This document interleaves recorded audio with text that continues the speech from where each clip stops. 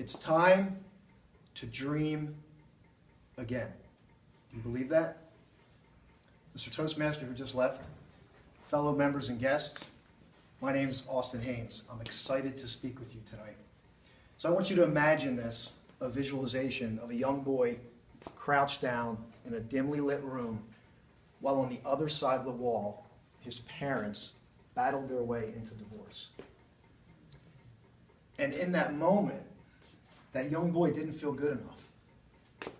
And in that moment, an achiever was born in that little boy as he rode the divorce into poverty. But more importantly, or more drastically, I should say, that the dreamer in that boy was completely locked up, handcuffed. So that little boy was me. We'll let the elephant in the room. And when my parents got divorced, I didn't feel good enough.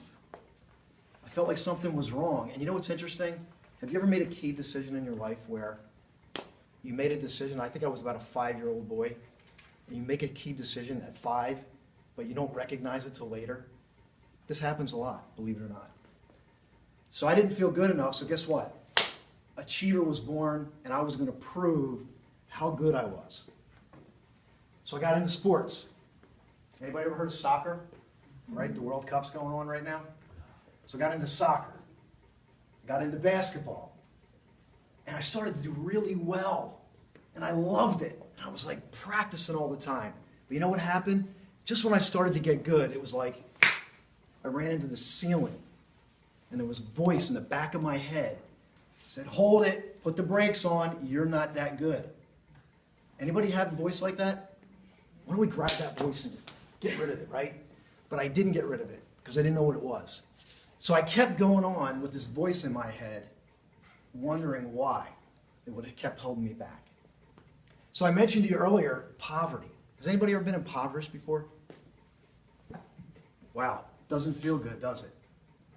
You know, I was in poverty because we were on food stamps. Anybody ever see food stamps? It's like funny money, right? It almost looks like Monopoly money. It's like a joke, right? But I knew something wasn't right, even though I had everything, so no complaints here. This isn't a pity party. But I knew something wasn't right. But the culmination of that happened when I went to the store. I was sent to the store to buy milk and feminine products. Is there any husbands in the room? Have you ever gone to the store to buy your wife tampons? Look, okay, a brave guy.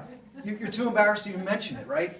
So it's embarrassing, right? So I go to the store, and I'm like, I'm going to get this thing in the bag, and I'm out of here, right? Guess what happened? My friend just happened to be in the store.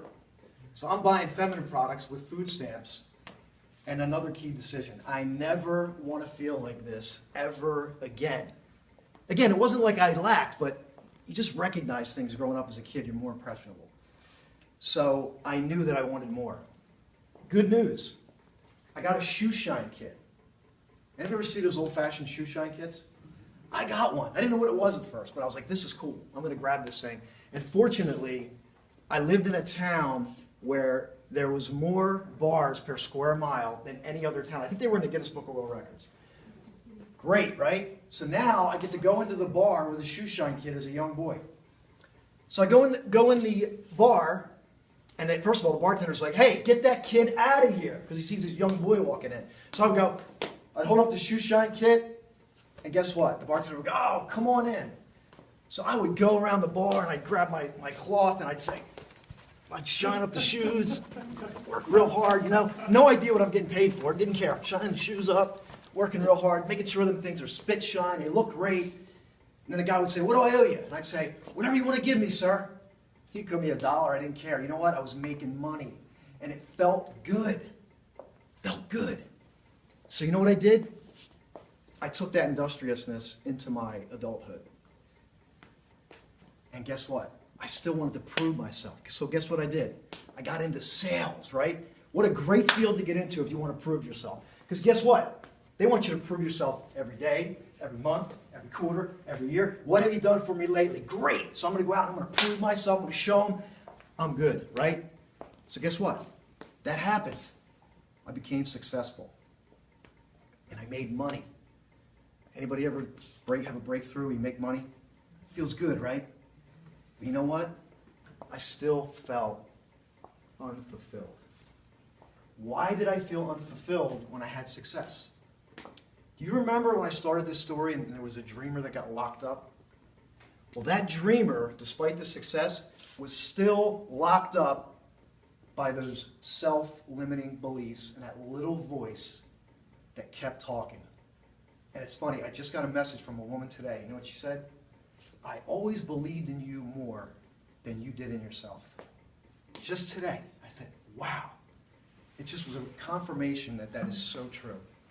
So I stand before you today as somebody who's gone on a journey of personal growth and created a program and a system where I stand before you and tell you that I can believe that I can truly be, do, have, give, feel, or experience what I truly want. The question is, do you believe that for yourself? I challenge you with that question, and I compel you to grab a hold of it. So I'm going to leave you with two things. One, it's never too early or too late for you to set that dreamer free, because that dreamer is dying to get free. And the time is now to dream again. Thank you.